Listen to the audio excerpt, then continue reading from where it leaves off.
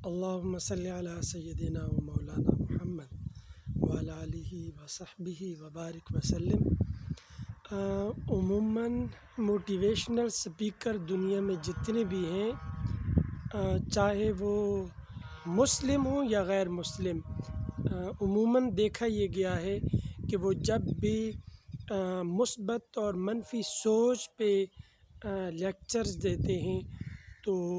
وہ مثالوں میں اور دیگر معاملات میں وہ قرآن مجید سے مثالیں نہیں دیتے اور دے بھی نہیں سکتے، کیونکہ ان کا قرآن مجید کا مطالعہ نہیں ہوتا، قرآن مجید کو گہری نظر سے انہوں نے پڑھا نہیں ہوتا۔ آج میں قرآن مجید سے مثبت اور منفی سوچ کے متعلق آپ کے سامنے قرآن مجید فرقان حمید سے ایک مثال رکھنا چاہتا ہوں۔ سورہ یوسف کو اگر کبھی آپ پڑھیں تو سورہ یوسف کا جو ہی آپ ابتدا کریں گے تو وہاں سے مثبت اور منفی سوچ کی ابتدا ہوگی۔ حضرت یوسف علیہ السلام جب خواب دیکھتے ہیں اور خواب کے اندر دیکھتے کیا ہیں کہ انی رأیت احد عشر کوکبا والشمس والقمر رأیتهم لی ساجدین، اے میرے والد گرامی، میں نے دیکھا ہے، میں نے خواب دیکھا ہے اور اس خواب کے اندر دیکھا ہے کہ 11 ستارے، ایک سورج اور ایک چاند مجھے سجدہ کر رہے ہیں۔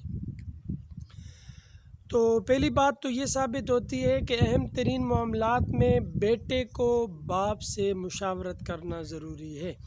اور کوئی بھی اہم ترین مسئلہ درپیش ہو تو اس میں بیٹا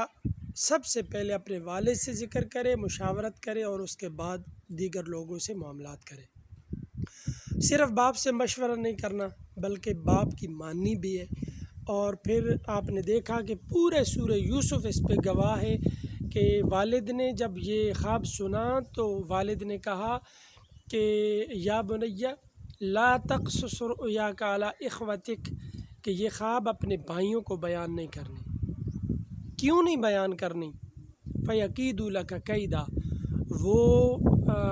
مکر کریں گے، وہ خفیہ تدبیریں کریں گے، وہ غلط سوچیں گے، منفی پروپیگنڈا کریں گے، اس وجہ سے یہ ان کو بات نہیں بتانی، چونکہ اس خواب کی تعبیر بہت بڑی ہے۔ تو پھر آپ دیکھتے ہیں کہ وہاں سے اسی دوسرے رکوع سے یہ بات شروع ہو جاتی ہے کہ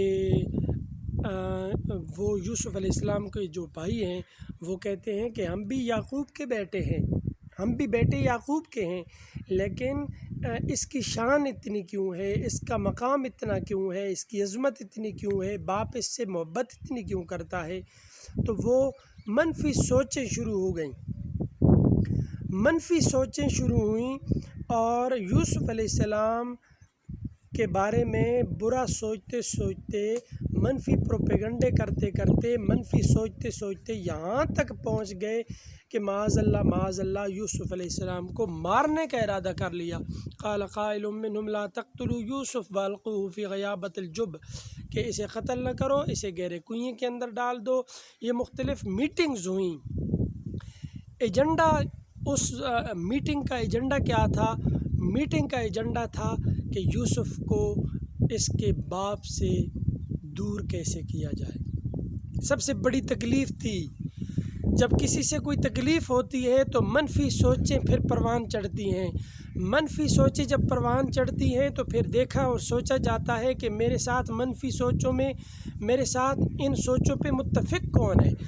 جو ساتھ متفق ہوتا ہے اس کو ساتھ ملایا جاتا ہے، وہ گروہ بندی کی جاتی ہے، گروپ بندی کی جاتی ہے، لوگوں کو اکٹھا کیا جاتا ہے، ہم خیال لوگوں کو اکٹھا کیا جاتا ہے۔ وہ جب سارے لوگ اکٹھے ہو جاتے ہیں پھر پوری پلاننگز ہوتی ہیں، منصوبے ہوتے ہیں، پھر سوچ سمجھ کر اس کے مطابق فیصلے کیے جاتے ہیں کہ وہ منفی سوچیں ساری اکٹھی کر کے، وہ جس کے بارے میں منفی سوچ سوچی جا رہی ہوتی ہے اس کے بارے میں وہ مکمل میٹنگز کر کے پھر طے کیا جاتا ہے کہ اس کے خلاف کون سی سازش کی جائے۔ یہی ہوا یوسف علیہ السلام کے ساتھ، اور اس پیارے کو پیارے باپ سے دور کر دیا گیا، گہرے کنویں کے اندر ڈال دیا گیا۔ پھر یوسف علیہ السلام بکتے بکاتے مصر کے بازاروں میں ہوتے ہوئے آپ مختلف جگہوں سے حتیٰ کہ جیل میں بھی اس منفی سوچ کی وجہ سے یوسف علیہ السلام اتنی مشکلات سے گزرتے ہیں کہ ہم قرآن مجید پڑھتے ہیں تو پھر بات شروع ہوتی ہے منفی سوچوں سے، اور پھر ایک یوسف اللہ کا پیغمبر، اللہ کا مقرب کتنی تکلیفوں سے گزرتا ہے، اسے کتنے الزامات دیے جاتے ہیں، کتنی تہمتیں لگائی جاتی ہیں، اور کن کن بازاروں میں بکتا ہوا وہ اپنے شب و روز گزارتا ہے، کتنے مشکل ترین، لیکن آخر میں اس کا رزلٹ جو آتا ہے وہ رزلٹ کیا ہے کہ منفی سوچ شکست کھا جاتی ہے، منفی سوچ ناکام ہو جاتی ہے، منفی سوچ نامراد ہو جاتی ہے، اور منفی سوچ ہی مثبت سوچ کے سامنے ہاتھ باندھ کے کھڑی ہوتی ہے، اور بھکاری بن کے منفی سوچ، وہ ساری منفی سوچ بھکاری بن کے مثبت سوچ کے سامنے مانگنے کے لیے جاتی ہے، غلہ ختم ہو جاتا ہے، قحط کی وجہ سے لوگوں کو کچھ نہیں ملتا، لیکن مثبت سوچ والے کے پاس خالق کائنات اسے سب کچھ عطا کرتا ہے، اور منفی سوچ بھکاری بن کے اس دروازے پہ جاتے ہیں، اور مثبت سوچ والا پھر بھی پہچاننے کے باوجود ان کو بھر کے دیتا ہے، جھولیاں بھر کے دیتا ہے۔ ثابت یہ ہوا کہ منفی سوچ شکست پاتی ہے، منفی سوچ والا اللہ سے دور ہوتا ہے، اللہ کے رسول سے دور ہوتا ہے، اور بالآخر وہ بھکاری بن کے مثبت سوچ والے کا محتاج ہو جاتا ہے۔ لیکن مثبت سوچ والا جب کنویں میں جا رہا ہوتا ہے پھر بھی مثبت سوچ ہے، بازاروں میں بکتا ہے پھر بھی مثبت سوچ ہے، جیل میں جاتا ہے مثبت سوچ ہے، وہ تہمت لگتی ہے لیکن پھر بھی مثبت سوچ ہے۔ آپ دیکھتے چلے جائیں، پوری سورہ یوسف کو آپ پڑھتے چلے جائیں تو آپ کو یوسف علیہ السلام کی ہر جگہ پہ مثبت سوچ نظر آئے گی، لیکن بھائیوں کی منفی سوچیں نظر آئیں گی۔ بالآخر خروا لہ سجدا، وہ سجدہ کرتے ہیں، خواب کی تعبیر مکمل ہوتی ہے، اور یوں امت مسلمہ اور غیر مسلم تمام لوگوں کے سامنے دو کردار آتے ہیں، ایک مثبت سوچ والا اور ایک منفی سوچ والا۔ منفی سوچ والا شروع سے تباہ و برباد ہوتا ہے اور آخر میں جا کے اسی در کا محتاج ہوتا ہے، اسی در پہ بھکاری بنتا ہے۔ اور یہ درس اور سبق ہم سب کے لیے ہے کہ منفی سوچ والا